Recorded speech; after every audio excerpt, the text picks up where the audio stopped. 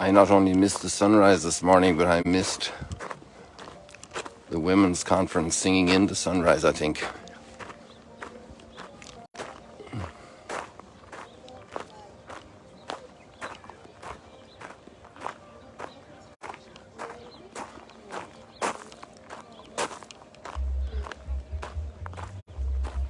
And I'd like to have done that, but that's life.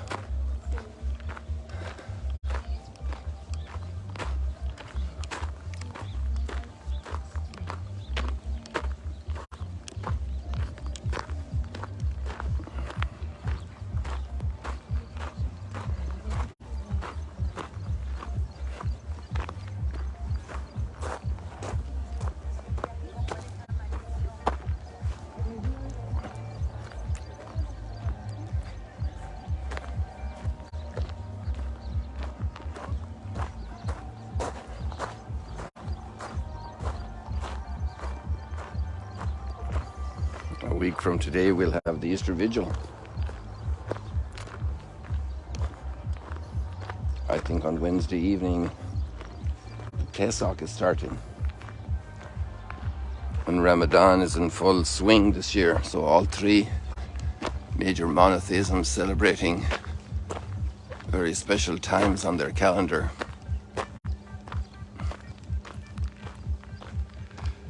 Yesterday evening, the Women's Conference had a special welcoming of Shabbat in our synagogue, led by a lady, Rabbi Lana Silverman, who's very active in many ways here in the Holy Land, in interfaith work and also human rights work.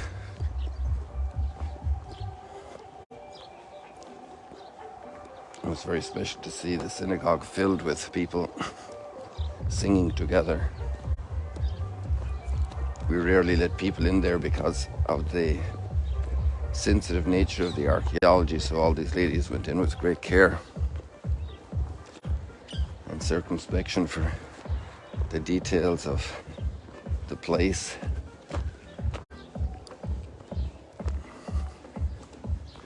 There's something about bringing people back together again. It should be together. But so many divisions have grown in humanity, so much dispersion.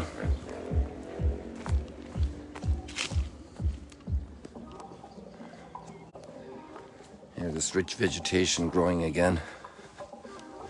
And that's what Ezekiel has, a new rich vegetation, a new rich springtime of life coming for humanity, and especially for the chosen people, as all the tribes come back together again. A new dawn, a new life, a new blossoming. And it's fascinating also to think of the value of prophetic voices. Sometimes we think of prophets as prophets of doom, but there's also prophets of salvation, prophets of hope. Just listen to this with Ezekiel today.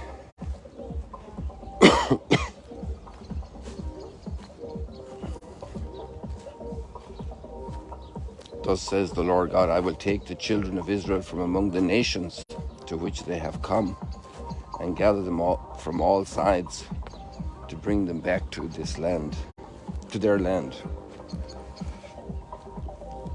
I will make them one nation upon the land. In the mountains of Israel, there shall be one prince for them all. Never again shall there be two nations. This division, this civil war results. So many broken families, so many broken people, so many broken faith communities, so much brokenness. And this voice of hope.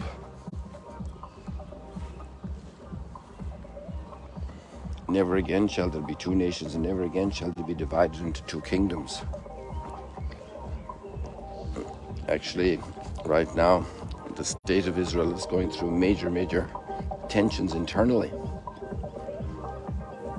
And this is the lot of humanity in time, in the circumstances of time.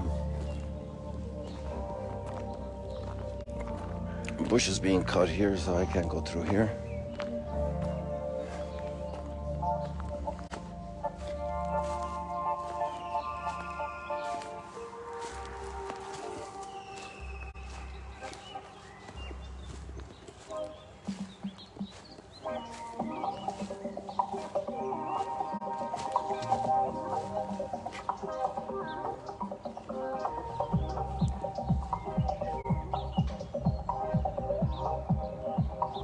There's some wild party going on there about a kilometre north of us that has no limit to their speakers all night.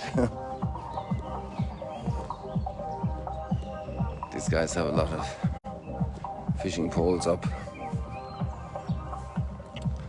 1, 2, 3, 4, 5, 6, 7.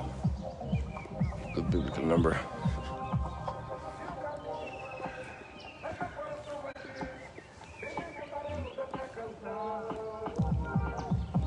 No longer shall they defile themselves with their idols and their abominations. That means the division is also won't be inside the person. Get their act together. This is a challenge for all of us to have that unity of purpose, unity of presence, unity of action in our own personal lives, in our families, in our communities, populations of every kind. There's always a force of dispersion and breakdown, active in this material world, in history. I will deliver them from all their sins of apostasy and cleanse them so they may be my people and I may be their God. This covenant purpose of God is so strong. And the prophet senses the ultimate victory of this covenant purpose. It's not merely political in nature, it's much deeper. It's the healing of the person, the human being. From the deepest core of our lives, the definitive healing, the definitive redemption of the human being from our sickness, our brokenness, our dysfunctionality, our false worship. I will deliver them from all their sins of apostasy and cleanse them so that they may be my people and I may be their God.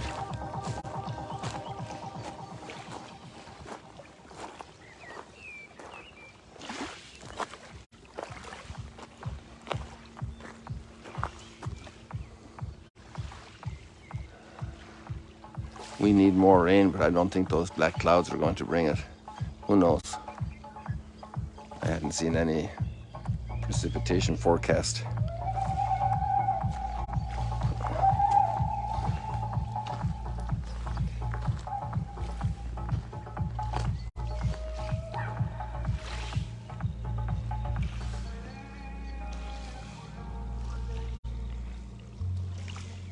I will make with them a covenant of peace, an everlasting covenant. And again, I will be their God, and they shall be my people. And actually, this is one of the reasons for the 12 apostles, why Jesus chose 12 apostles. It's a sign, the Messianic time had a sign of the restoration of the people, the dispersed tribes, and so there were 12 apostles.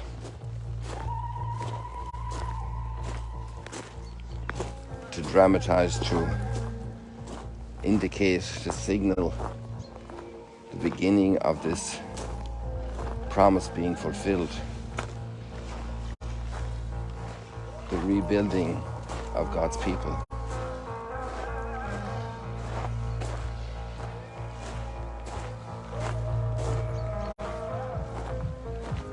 Beyond this log there's a little line of stones there, and beyond that there's one stone, and there's a bird perched there. I wonder how long it'll stay there.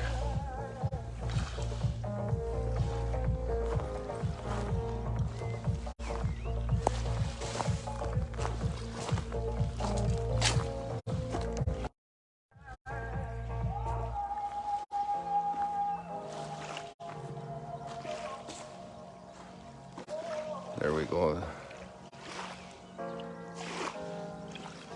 Such beautiful motion.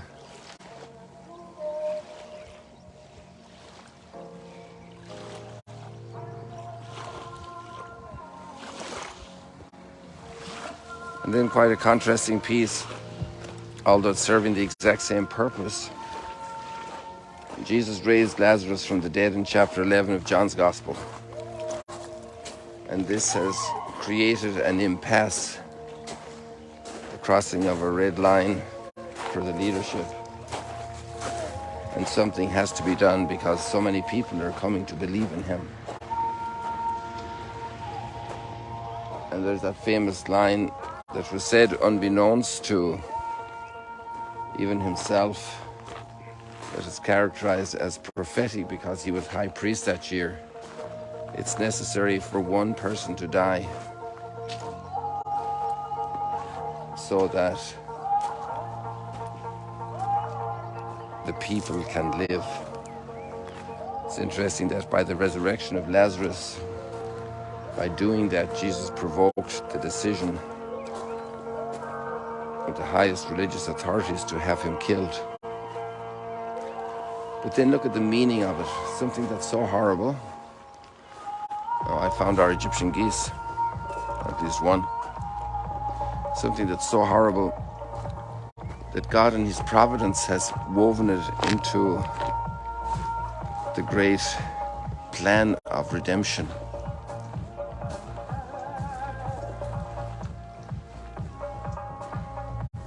It's really amazing that we call this coming Friday Good Friday, with all the torture and suffering involved. Quack, quack, quack, quack, quack.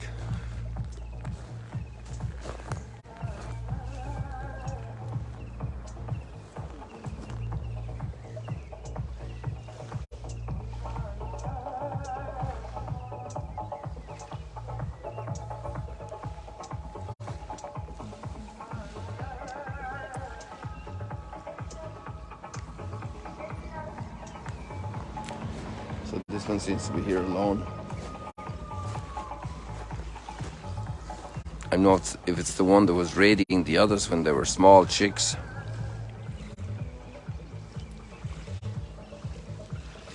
The Lord will guard us as a shepherd guards his flock. No matter what the bad things that are happening, the dispersion of the people, the brokenness in our lives, even all the violence going on, there's a greater plan at work above all of that, through all of that, putting chess pieces together that we wouldn't imagine and anticipate. So let us be filled with hope in the midst of all the dark clouds in our world, because there is an ultimate sunshine that's bringing light and peace. And every little trouble we have, every illness, every tension, every relationship difficulty, to have the hope to do the good, the faith to know that there is a greater force at work, a force of love, a force of goodness.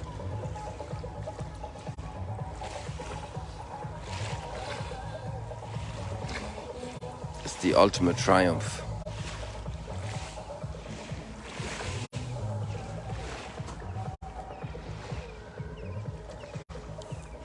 God bless you today in the Sea of Galilee. See you later, alligators.